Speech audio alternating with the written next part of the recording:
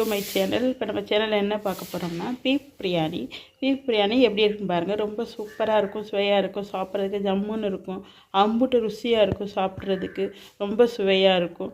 இதே பக்குவத்தில் நீங்களும் செய்து பாருங்கள், உங்களுக்கும் பிடிக்கும்னு நினைக்கிறேன். ரொம்ப நல்லாயிருக்கும், சாப்பிட்றதுக்கு எம்மியாக இருக்கும், ரொம்ப சுவையாக இருக்கும், நல்லாயிருக்கும் சாப்பிட்றதுக்கு. குழந்தைகளும் விரும்பி சாப்பிடுவாங்க, நல்லாயிருக்கும். பெரியவங்களும் விரும்பி சாப்பிடுவாங்க, ரொம்ப நல்லாயிருக்கும். இதே மாதிரி நீங்களும் செய்து பாருங்கள், உங்களுக்கும் பிடிக்கும்னு நினைக்கிறேன். பிடிச்சிருந்தா எங்கள் சேனலை சப்ஸ்கிரைப் பண்ணுங்கள், லைக் பண்ணுங்கள், கமெண்ட் பண்ணுங்கள். அது இல்லாமல் பெல் ஐக்கானே அமுக்குங்க, ஆளுங்கிற பட்டனையும் கிளிக் பண்ணுங்கள். அப்போ தான் நாங்கள் போடுற வீடியோ உங்களுக்கு நோட்டிஃபிகேஷனாக வரும். அப்போ தான் எங்களுக்கும் ஒரு மோட்டிவேஷனாக இருக்கும். மறந்துடாமல் லைக் பண்ணுங்கள், ஷேர் பண்ணுங்கள், சப்ஸ்கிரைப் பண்ணுங்கள். எப்படி இருந்துச்சுன்னு கமெண்ட் பாக்ஸில் கமெண்ட் பண்ணுங்கள். மறந்துடாமல் கமெண்ட் பண்ணுங்கள். வாங்க வீடியோக்குள்ளே போகலாம்.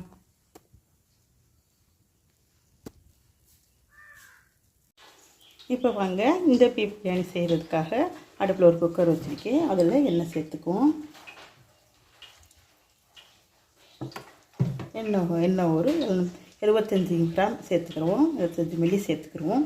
அதோட நெய் இருந்தால் சேர்த்துக்குங்க, இல்லாட்டினா வேணாம். நான் இப்போ நெய் சேர்த்துக்க போகிறேன். இப்போ இதில் நான் ஒரு 3 ஸ்பூன் நெய் சேர்த்துருக்கேன். நெய் சேர்த்தது மிஸ் ஆகிடுச்சு, அதனால் 3 ஸ்பூன் நெய் சேர்த்துருக்கேன். நீங்கள் இருந்தால் சேர்த்துக்கலாம், இல்லாட்டினா வேணாம். நான் எண்ணெய் மட்டுமே சேர்த்தும் செய்யலாம். இப்போ எண்ணெய் நல்லா காயுது, எண்ணெய் நல்லா காஞ்சிருச்சு.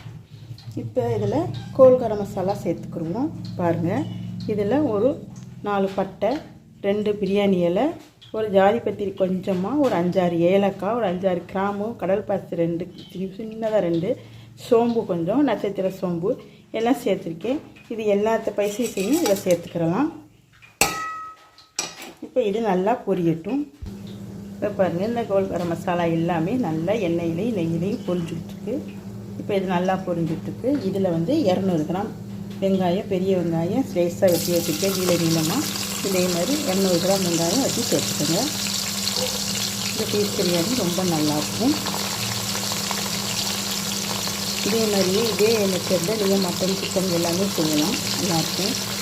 மட்டன், சிக்கன், மஷ்ரூம், இதே பாம் எல்லாமே சேர்த்துக்கலாம். சன்னா பிரியாணி எல்லாமே செய்யலாம், ரொம்ப நல்லாயிருக்கும். நான் இப்போ 200 கிராம் வெங்காயம் சேர்த்து நல்லா வதக்கி வச்சுக்கணும்.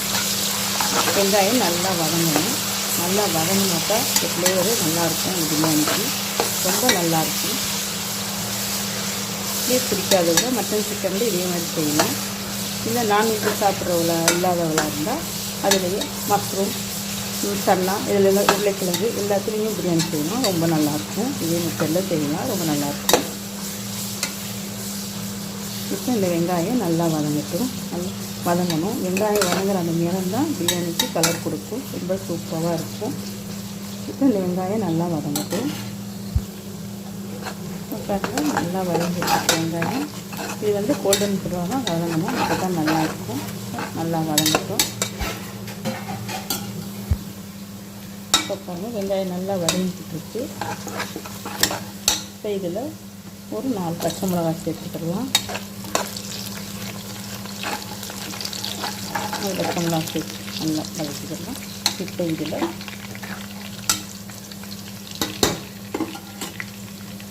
இஞ்சி பூண்டு விழுது சேர்த்துக்குவோம்.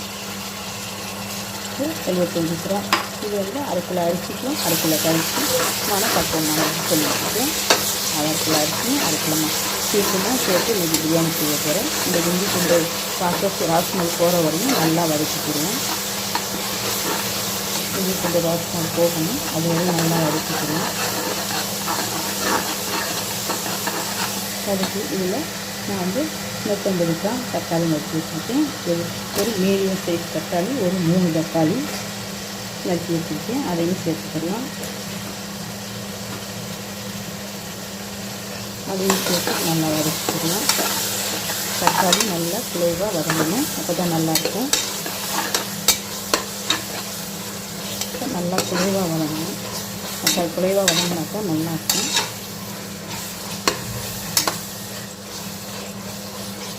இப்போ நல்லா தக்காளி நல்லா வதங்கணும், நல்லா வதங்கட்டும்.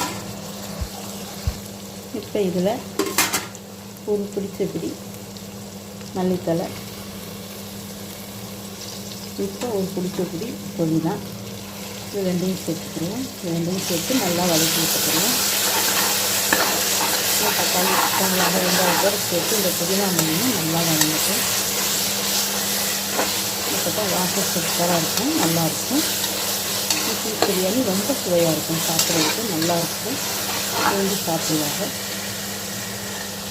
இது உங்களுக்கு பீஃப் பிடிக்காதோட மட்டன் சிக்கன் ஆக்குனா ரொம்ப நல்லாயிருக்கும். இது செட்டில் ஆட்டா ரொம்ப சுவையாக இருக்கும். நான்வெஜ் சாப்பிடாதவங்க நல்லா ஃப்ரெஷ்ஷான காளான்லாம் நல்லாயிருக்கும். மஷ்ரூம் பிரியாணி செய்யலாம், ரொம்ப சுவையாக இருக்கும். அதே மாதிரி காலிஃப்ளவர் பிரியாணி செய்யலாம், சன்னா பிரியாணி செய்யலாம், உருளைக்கிழங்கு பிரியாணி செய்யலாம். எல்லாமே ரொம்ப சுவையாக இருக்கும் சாப்பிட்றதுக்கு. இப்போ இது மல்லித்தலையும் தேங்காய்த்தலையும் இப்போ கதங்கிட்டு இப்போ இதில் ஒரு 100 கிராம் தயிர் சேர்த்துக்கணும். 100 கிராம் தயிர் சேர்த்து அதையும் நல்லா கிண்டி வச்சுக்கணும். தயிரும் சேர்ந்து வதங்கணும், இப்போ தான் நல்லாயிருக்கும்.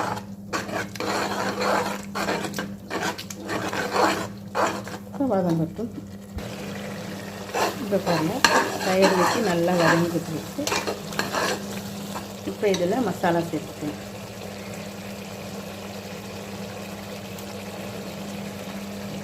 இதில் 1 ஸ்பூன் மிளகாய்த்தூள், 1/2 ஸ்பூன் மஞ்சள்தூள், 1 ஸ்பூன் பிரியாணி மசாலா. இது வீட்டில் உள்ள மசாலா தான். இது வீட்டில் இல்லைன்னா கடையில் மசாலாவும் சேர்த்துக்கிறலாம். இதையும் சேர்த்து நல்லா வதக்கி விட்டுக்கணும். இந்த பிரியாணி மசாலா, இந்த மிளகாய்த்தூள், மஞ்சள்தூள் சேர்ந்து வதங்குறப்ப நல்லாயிருக்கும்.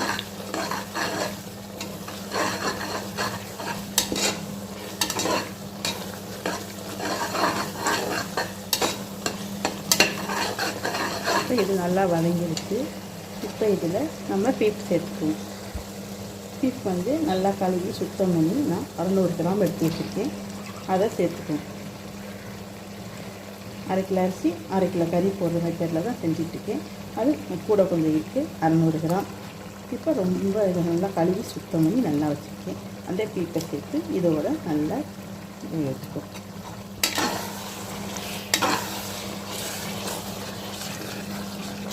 இதோடு சேர்த்து பட்டுன்னு வதங்கணும். நல்லா அந்த பீஃபும் வதங்கணும். வதங்கினதுக்கப்புறம் தண்ணி சேர்த்துக்கலாம்.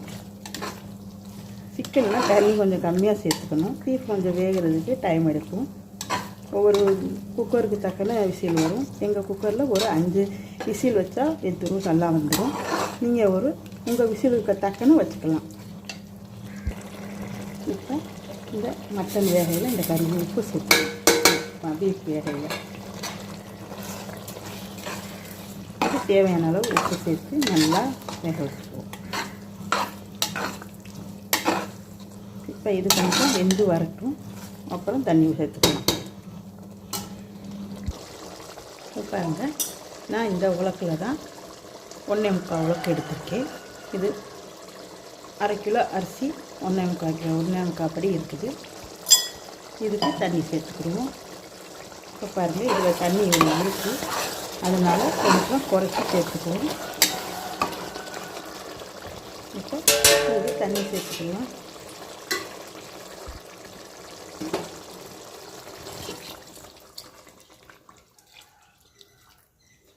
இப்போ தண்ணி சேர்த்தாச்சு.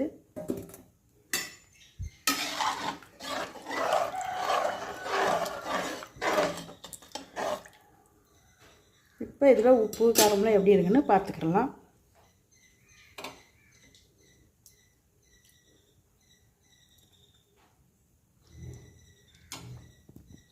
இப்போ காரம்லாம் சரியாக இருக்குது, உப்பெல்லாம் சரியாக இருக்குது. இப்போ தண்ணி கொதிச்சு வரட்டும், பார்க்கலாம். பார்க்கலாம், தண்ணி கொதிக்குது நல்லா. இப்போ இதில் அரிசியை சேர்த்துக்குவோம். இப்போ பாருங்கள், 5 விசில் வந்து புரிஞ்சிச்சு, எடுத்து பார்த்துட்டு நல்லா இருக்குது. இப்போ இதில் அரிசியை சேர்த்துக்குவோம். இப்போ அரிசியை சேர்த்து கிண்டி விட்டுக்கலாம். இப்போ அரிசி போட்டாச்சு. இப்போ இதை கிண்டி விட்டுக்குவோம்.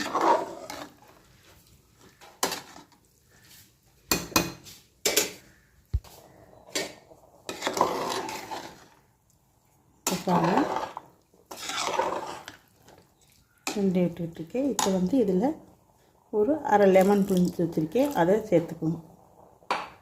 அதை சேர்த்து நல்லா கிண்டி விட்டுக்கலாம்.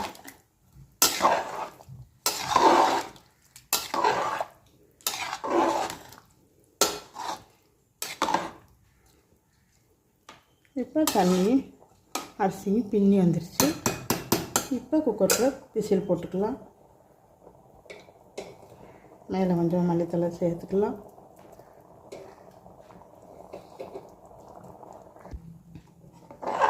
இப்போ பாருங்கள், கிண்டி விட்டாச்சு மல்லித்தழை சேர்த்து.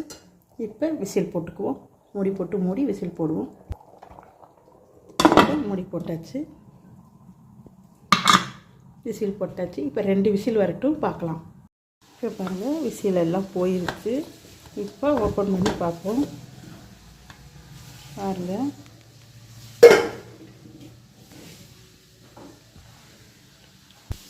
ஓப்பன் பண்ணி பாருங்கள் எப்படி இருக்கும் பற்றியெல்லாம்.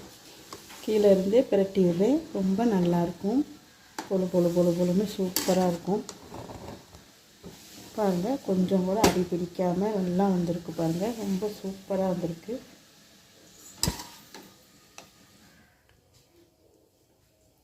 பாருங்கள், ரொம்ப நல்லா இருக்குது. பொழுன்னு இருக்குது சோறு. எண்ணெய் பசையோடு சூப்பராக இருக்குது. பாருங்கள், ரொம்ப நல்லா இருக்குது. இப்போ பாருங்கள், ரொம்ப சூப்பராக இருக்குது. பாருங்கள், பிரியாணி ரொம்ப ஜம்முன்னு வந்துடுச்சு. நல்லா இருக்குது. பாருங்கள், ரொம்ப நல்லா இருக்குது பிரியாணி. பாருங்கள், பொழுன்னு நல்லா பீப் நல்லா விழுந்து ரொம்ப சூப்பராக இருக்குது, ஜம்முன்னு இருக்குது. இதே மாதிரி நீங்களும் செய்து பாருங்கள், உங்களுக்கும் பிடிக்கும்னு நினைக்கிறேன்.